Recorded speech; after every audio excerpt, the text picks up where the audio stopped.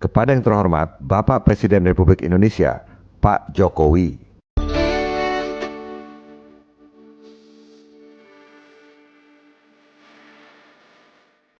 Sekarang kita investigasi apa sebenarnya yang dilihat oleh Profesor Luke Muntani ketika menemukan virus HIV. Ini adalah wawancara jurnalis Jamel Tahi dari Pasteur Institute tahun 1997. Lalu Muntani mengatakan, kami melihat beberapa partikel, tapi morfologinya beda dengan retrovirus. Sangat berbeda, katanya. Oh my God.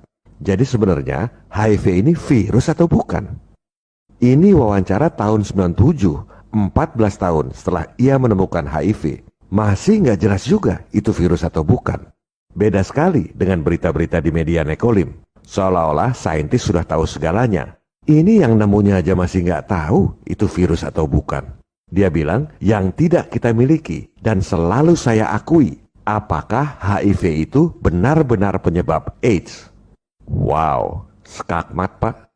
Orang-orang yang sok ahli kesehatan itu kerjanya membuli orang yang meragukan apakah HIV betul penyebab AIDS.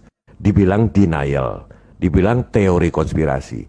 Lah ini penemunya sendiri yang ngomong. Itu sebabnya selama 36 tahun terakhir ini pembuatan obat dan vaksin penyakit AIDS selalu gagal. Dan ini yang kami khawatirkan akan terjadi lagi pada COVID karena ciri-cirinya sama, virusnya bermutasi terus. Sekarang kita dengar apa kata penemu PCR dan pemenang Nobel tentang virus yang bermutasi terus. People that are working in that area don't realize that they're only working on one little piece. They're only looking at this one species, that is the pseudospecies in the first place because it's changing its sequence all the time. But it is sort of, they're thinking of it as one infectious agent, and if you can stop this, you can cure the disease. And most of the drugs that are developed are too narrow. Yeah, they're not terribly narrow, but they're not recognizing the problem.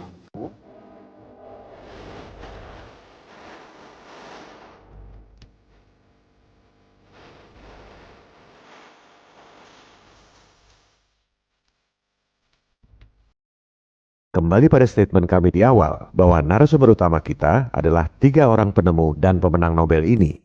Kalau kita pahami betul jalan pikiran mereka, kita akan memperoleh paradigma yang sama sekali berbeda tentang pandemi.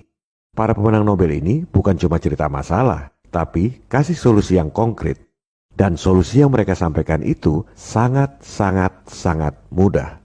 Pertama, kita dengar solusi dari penemu HIV, bagaimana mengatasi virus yang bermutasi terus. Obatnya apa? There are many medical strategies, some well known are the vaccine, but less known perhaps boosting our immune system in a non-specific way. And we, medical people, medical doctors forget about this, and also the health authorities. So in order to have a good system, a good immune system in the general population, this is to increase the standard of life, make them access to hygiene, water, and also good nutrition.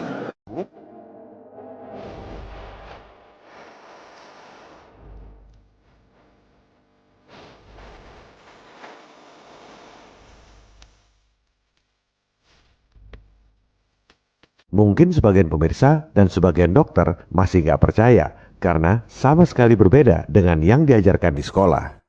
Kita dengar lagi artis penemu HIV ini pada kesempatan yang berbeda. We can be exposed to HIV many times without being chronically infected. Our immune system could get rid of the virus within a few weeks if you have a good immune system.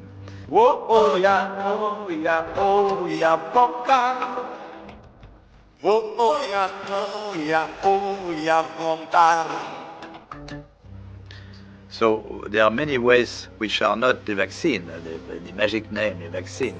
Many ways to decrease the transmission just by simple measures of nutrition, giving antioxidants, proper antioxidants, hygiene measures, fighting the other infections.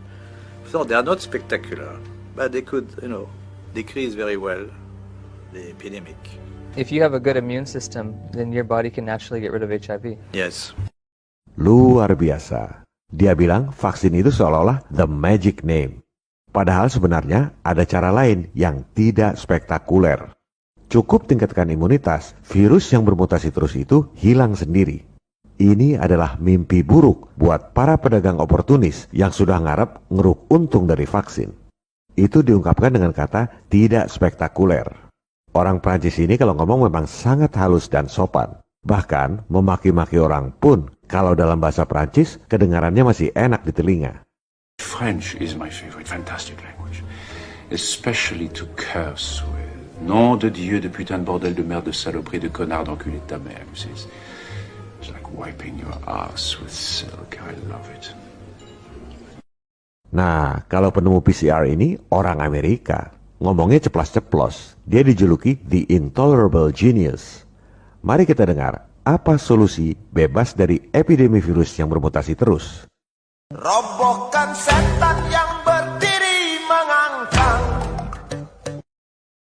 The way to get rid of AIDS is to stop funding it. Just stop everything that's called AIDS research. Somebody tries to get a grant for AIDS research, say, we don't do it anymore. We don't have AIDS.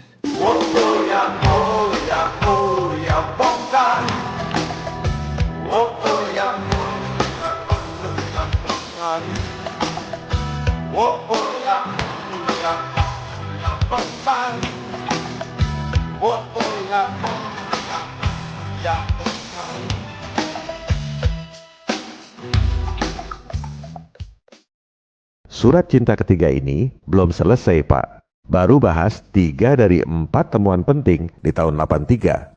Pada surat cinta nomor 3C mendatang, kita akan bahas detail mengenai eksosom yang ditemukan di tahun yang sama dengan ditemukannya virus yang bermutasi terus, HIV. Kalau bicara teori, virus dan eksosom itu beda sekali. Sangat bertolak belakang. Virus itu berasal dari luar tubuh, makanya kita disuruh pakai masker, social distancing. Eksosom itu berasal dari dalam tubuh. Virus itu membuat tubuh menjadi sakit, eksosom itu membantu tubuh melawan penyakit. Eksosom secara otomatis diproduksi oleh tubuh kita untuk melawan penyakit. Eksosom adalah alat komunikasi antar sel yang ngasih tahu sel untuk melawan penyakit. Jadi virus ini penyebab penyakit, eksosom ini akibat penyakit. Fungsinya sangat bertolak belakang. Ibaratnya virus ini pencuri, eksosom ini polisi. Virus ini teroris, eksosom ini tentara sel.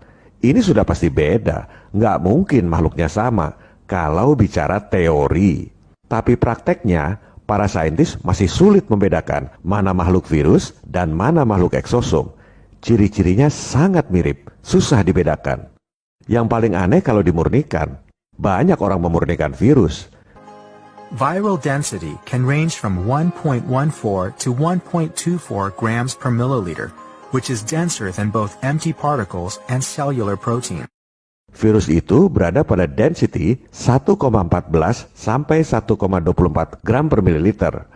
Makhluk mikro yang ngambang di situ kita namakan virus. Di tempat lain, banyak juga orang memurnikan eksosom.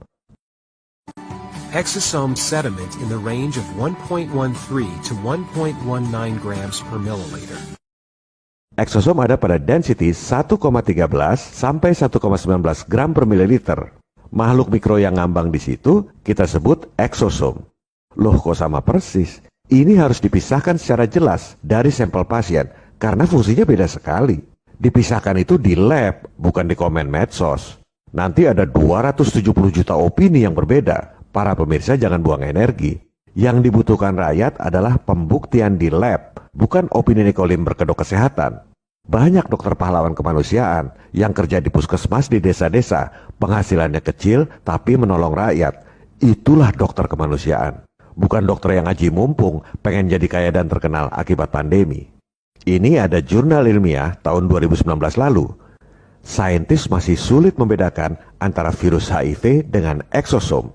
Disebut bahwa HIV dan eksosom itu harus dipisahkan supaya bisa kita pahami. Berarti kan belum paham. Padahal HIV ditemukan tahun 83. 2019 itu sudah 36 tahun. Masih bingung juga bedakan antara HIV dengan eksosom.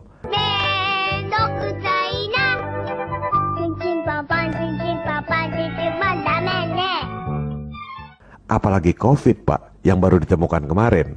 Ini jurnal ilmiah bulan Juni 2020 lalu. Disebut bahwa COVID dan eksosom itu memiliki kesamaan yang luar biasa. Padahal katanya COVID itu berasal dari luar tubuh, sampai kita harus pakai masker, social distancing, dan lain-lain. Sementara eksosom itu diproduksi oleh tubuh sepanjang hidup kita. Jadi kita disuruh perang dengan perangkat sel kita sendiri atau gimana? Luar biasa tipuan Dajjal ini. Mengapa soal pemisahan COVID dan eksosom ini penting? Karena bahaya sekali. Kalau nggak dipisahkan secara jelas mana COVID dan mana eksosom dari sampel pasien yang sama. Bikin obat dikira membunuh COVID, padahal yang dibunuh justru eksosom. Dikira bunuh maling, padahal yang dibunuh polisi. Dikira bunuh teroris, padahal yang dibunuh tentara sel. Membunuh agen imunitas kita sendiri. Fatal, Pak. Ini terjadi juga pada kasus AIDS dulu. Orang dideteksi dengan alat PCR, hasilnya positif. Dilakukan pengobatan, malah drop imunitasnya. Ini kata Kary Mullis, penemu PCR yang alatnya jadi andalan untuk mendeteksi HIV maupun COVID. Dia bilang, treatment AIDS itu sama seperti kemoterapi kanker. Tinggal dulu-duluan aja, kankernya yang mati atau pasiennya yang mati karena dikemo. If you started taking any other chemotherapeutic agent for the rest of your life, it would be that agent probably that killed you. You know, when you give chemotherapy to somebody with cancer, you give them a round of it for maybe 14 days or a few days. Hopefully you're not going to kill the patient, you're going to kill the cancer. The patient's going to survive. But you don't keep giving it to him until he dies, because he certainly will. Begitu juga vaksin. Kalau pembuat vaksin tak bisa mendemonstrasikan pemisahan virus dengan eksosom, dikira vaksin membuat imun dari virus, ternyata vaksin membuat tubuh kita imun dari imunitas kita sendiri. Dan konyolnya, sesuai pernyataan WHO bahwa vaksin tak akan hentikan pandemi, kita tak akan kembali normal seperti zaman sebelum COVID. Artinya, sudah divaksin, protokol tetap berlaku, ekonomi nggak jalan juga. Kita akan bahas secara detail pada Surat Cinta 3C, jika kami masih diberi umur dan kesempatan.